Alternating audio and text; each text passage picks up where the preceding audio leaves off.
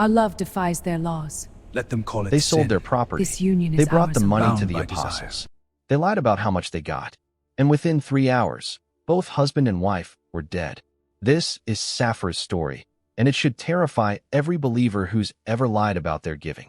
Acts 5 records one of the most shocking moments in the early church. Divine judgment fell immediately on a couple who lied to the Holy Spirit.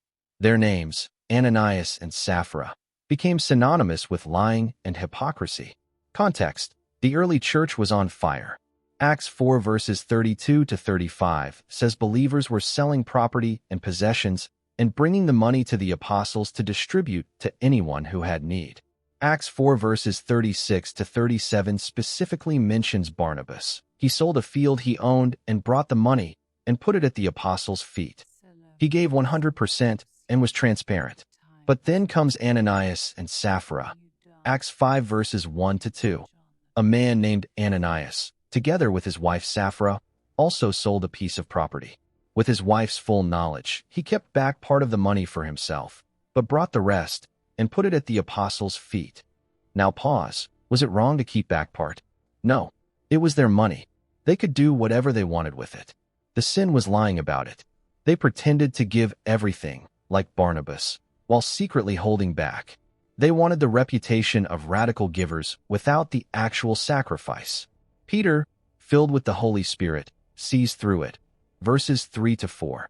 Ananias, how is it that Satan has so filled your heart that you have lied to the Holy Spirit and have kept for yourself some of the money you received for the land? Didn't it belong to you before it was sold? And after it was sold, wasn't the money at your disposal? What made you think of doing such a thing? You have not lied just to human beings, but to God. 3 massive truths. Number 1. The lie was satanic in origin. Satan filled your heart. Number 2. The lie was against the Holy Spirit, not just people. Number 3. Lying to God's representatives is lying to God. Acts 5 verse 5.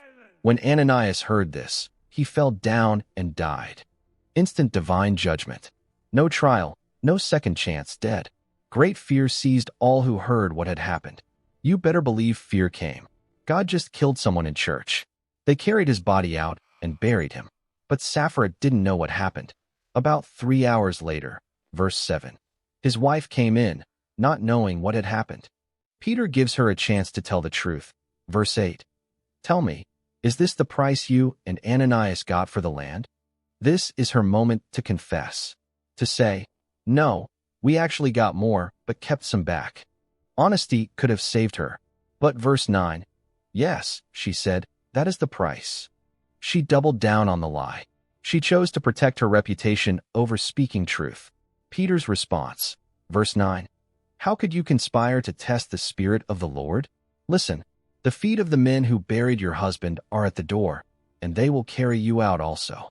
Acts 5 verse 10. At that moment she fell down at his feet and died. The same men who buried her husband 3 hours ago came back for her. Acts 5 verse 11. Great fear seized the whole church and all who heard about these events. Why such severe judgment? Number 1. To establish the holiness of the early church. Number 2. To show you can't deceive the Holy Spirit. Number 3. To warn against hypocrisy in giving. Number 4. To demonstrate that God sees what you hold back. Number 5. To put the fear of God in the church. The consequence: the church was purified. No more fake believers. No more lying about commitment. Now, does God still strike people dead for lying about giving? Probably not immediately. But divine judgment is still real. And habitual lying, especially to appear more spiritual than you are, has consequences. Here's the message. Don't lie about your giving to appear generous.